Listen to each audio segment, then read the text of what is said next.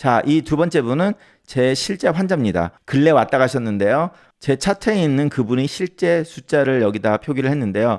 프라이버시를 위해서 정확한 날짜는 다 지웠고 그 중에서 오늘 얘기하는 중요한 포인트만 지금 남겨놨으니까 한번 보세요. 이분 오신 차트를 보면 첫 번째로 저한테 2015년 3월 달에 오셨습니다. 그래서 오신 이유가 레드 컬러 유린, 비트를 먹고 소변이 빨간해져서 신장내과 전문의를 찾아서 오신 분인데요. 그래서 비트니까 걱정하지 말라 이렇게 하고 그래도 신장에 문제가 있고 아니면 진짜 혈류일 수도 있으니까 병원에 오셨을 때는 혈류가 없었지만 그 전에 혈류가 있었을 수도 있고 해서 간단한 검사를 몇 개 해보자 해가지고 신장 검사를 하면서 2주 후에 다시 방문해서 피검사 이야기를 했는데 실제로 환자분께서는 당뇨 때문에 오신 게 아니었고 소변이 빨간해서 오신 거였는데 보니까 당화혈색소가 7.9가 나왔어요.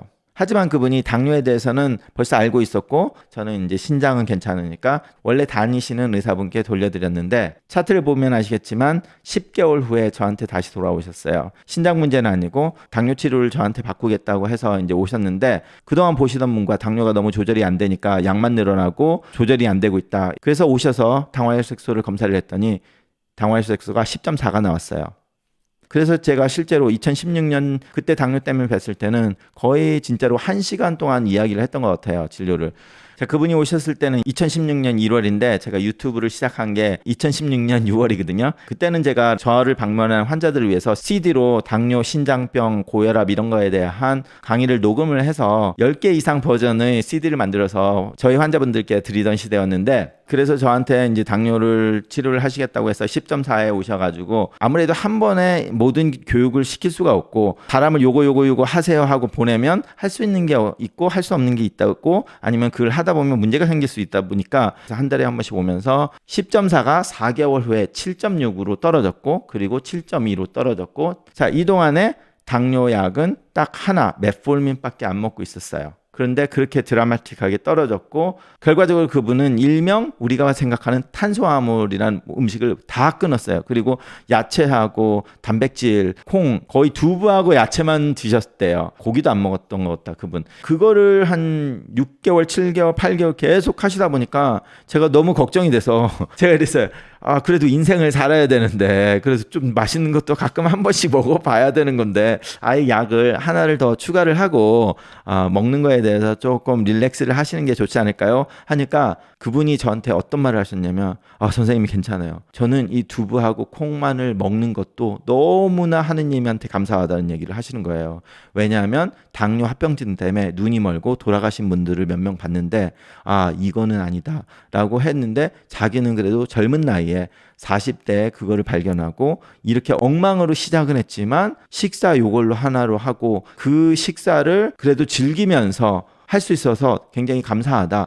이렇게 말씀을 하시더라고요. 그래서 그래도 이게 사는 게 아닐 텐데 그런데 너무 감사하게 하시면서 즐겁게 하시는 거예요. 그래서 그렇게 해서 쭉 잘 나갔어요. 그러다 보니까 이제 어느 순간이 되니까 그래도 아무래도 사람의 욕망이 그거 야채하고 콩만 먹고 살 수가 없잖아요. 그러다 보니까 이제 조금씩 하다 보니까 이제 다시 조금 안 좋아지고 8.9까지 딱 가니까 그 8.9에 다시 쇼크를 받으셔가지고 다시 생활 습관이 확 바뀌어가지고 그 다음에 재보니까 5월 달에 보면 당화혈색소가 8.9인데 그걸로 쇼크를 받으시고 어떻게 되겠어요? 당화혈색소가 그 다음 됐을 때 5.8까지 떨어졌어요.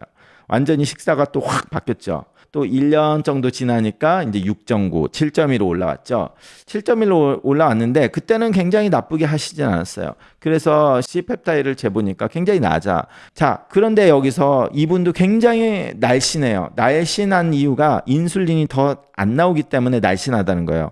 뚱뚱하신 분들은 아직도 인슐린이 나오기 때문에 더 하기가 쉬워요. 체중을 확 줄이면서도 원래 비만했으니까 체중이 줄어들면 굉장히 기분도 좋고 인슐린이 아직도 많이 나오시는 분이기 때문에 식사를 그렇게 확 바꾸면 인슐린이 그렇게 많이 나올 필요가 없어서 체중이 떨어지고 그리고 인슐린 조금만 나와도 근력 운동까지 같이 합치게 되면 인슐린 저항이 좋아져요. 그러니까 심한 당뇨가 약한 당뇨로 변해요. 약한 당뇨로 변했다는 말은 뭐냐면 예를 들어서 예전에 내가 빵을 하나 먹었다. 그럼 300까지 올라가던 사람이 인슐린 저항도가 다시 좋아지면 그때 똑같은 빵을 먹었으면 300을 치는 게 아니라 180, 190만 치게 되는 거죠. 그렇게 2, 3년을 그렇게 하면.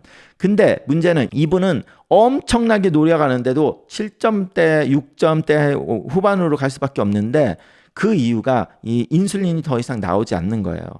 굉장히 적게 나오다 보니까 자기가 조금만 먹어도 혈당이 확 올라가는 거예요. 제가 말씀드렸던 약간 비만하신 분은 인슐린이 많이 나오니까 2년 동안 이렇게 했으면 대충 해도 6.2 뭐 이렇게 나와요. 근데 이분은 대충 하면 7, 8 그냥 올라가는 거예요. 똑같이 했더라고 해도. 그래서 이런 분들은 인슐린을 약간 줘야 돼요. 그래서 2018년에 이분하고 인슐린을 좀 추가를 하는 게 인생을 살면서도 그래도 조금 드시고 싶은 거 좀 먹으면서 할 수 있고 그게 꼭 나쁜 건 아닌 것 같다 했는데 이분은 자기가 하는 식사를 너무 감사해하고 그래도 이렇게 하는 게 몸이 좋아지는 걸 느껴서 계속 하고 싶으시다고 해서 약을 하나 추가를 해서 그것만 해가지고 하시니까 또 식생활 조절하시니까 6.3, 6.6 이렇게 떨어졌어요. 그래도 굉장히 열심히 하시는데 그래도 6.8까지 딱 올라가니까 그래서 다시 C펩타이드를 하니까 C펩타이드가 더 떨어졌죠. 그러니까 이분은 결과적으로 1형 당뇨라고 생각을 해도 똑같아요. 1형 당뇨들이 이런 식으로 C펩타이드가 굉장히 낮은데 그러다 보니까 음식을 약간만 많이 먹으면 확 올라가거든요. 그러니까 조절하기가 훨씬 어렵다는 거고 그래서 이런 분은 솔직히 다른 분들보다 훨씬 더 힘들게 해도 똑같은 결과가 나오는 그런 상황이에요. 그래서 이게 힘들다고 생각하시는 분은 인슐린을 조금 찌르시면서 조금 먹고 싶은 거 약간 드시면서 하면 너무 어렵게 하지 않아도 되고요. 그런데 이분은 진짜로 제가 지금까지 당뇨 환자를 본 분 중에서 가장 감사해 하시는 분이라서 식단 이런 것도 굉장히 감사를 하면서 즐겁게 하시는 분이라서 그냥 같이 지금 치료를 인슐린 없이 하고 있습니다. 제가 오늘 방송 시작할 때 말씀드렸잖아요. 제 채널에 악플을 다시는 분들은 제 치료 방침에 네가 잘난 척을 하냐 아니면 어떤 거에 대해서 자기가 충고를 해준다는 식으로 말씀을 하시는데 아니면 뭔가 불만족스러운 걸로 말씀을 하시는 분들은 제가 지금까지 의사생활을 해봐도 그런 분들은 제가 도와드릴 수가 없어요, 솔직히. 그분들을 정확하게 말씀을 드려서 이해를 시켜서 좋은 쪽으로 가려고 노력도 해봤는데 결론은 그런 분들은 아무리 제가 좋은 말을 하고 증거 자료를 보여줘도 자기가 믿는 거에 대해서 절대로 들으려고 하지 않으시는 분들이기 때문에 자기가 듣고 싶은 의사를 찾으셔야 돼요. 그런 분들은. 저 같은 유튜브를 보실 필요가 없어요. 왜냐면 그거 가지고 기분 나쁘게 생각하실 거면 자기의 치료가 그거를 하지 않을 건데 뭐하러 보겠어요. 뭐하러 보세요. 그냥 자기가 원하는 치료를 해주는 사람을 만나는 게 제일 낫겠죠. 제가 명의는 아니지만 의사들이 수많은 자료에 의해서 가장 좋다고 하는 방법을 하는데 그게 싫다고 하면 덜 좋은 방법을 가야 될 수밖에 없겠죠. 그럼 그거를 설명 안 해주고 처방해 주시는 분한테 가야 되겠죠. 그래서 여러분도 이렇게 당뇨, 고혈압, 신장병, 심장병 이렇게 만성질환이 있는 분은 마음이 맞는 의사를 찾으시든지 아니면 자신이 똑똑하다고 생각하는 의사를 만나서 그 의사를 좋아해야지만 솔직히 치료가 잘 될 수밖에 없어요. 싫어하는 의사를 만나게 되면 그 사람이 조언해주는 말 한마디 한마디를 잔소리라고 듣고 그 한마디 한마디가 의사로서는 굉장히 많은 투자예요. 시간적 투자잖아. 근데 그거를 잔소리라고 듣는다면 그 병원에 갈 필요가 없죠. 약만 줄 의사는 세상에 너무 많습니다. 그렇기 때문에 약만 받으시려면 어느 의사를 가서 그냥 받으시면 돼요. 그렇지만 이런 만성질환은 세세한 것들에 대해서 한마디 한마디 지나가는 것을 나한테는 금쪽 같은 강의라고 해서 한마디 한마디 빼먹지 않고 노트까지 적어 가시면서 하시는 분들은 다들 제 유튜브 보고 굉장히 좋은 결과를 맞았다고 하시는 분들이 굉장히 많아요. 그렇지만 그게 다 잔소리로 들릴 때는 의사를 바꿔야 됩니다. 아니면 제 채널을 안 보시는 게 낫겠죠. 앞으로도 그렇게 하겠지만 제 유튜브에 악플을 달으시는 분들은 그냥 안 보이게 처리를 해버리거든요. 서로 시간을 낭비할 필요가 없겠죠. 기쁘게 살아도 시간이 모자라는 시대니까 여러분도 코로나 때문에 친구들도 못 만나고 사람들도 못 만나고 이런저런 우울한 일이 많을 수도 있지만 즐거운 노래를 들으시고 즐거운 마음을 가지시고 즐겁게 하루하루 생활하시기 바랍니다. 감사합니다.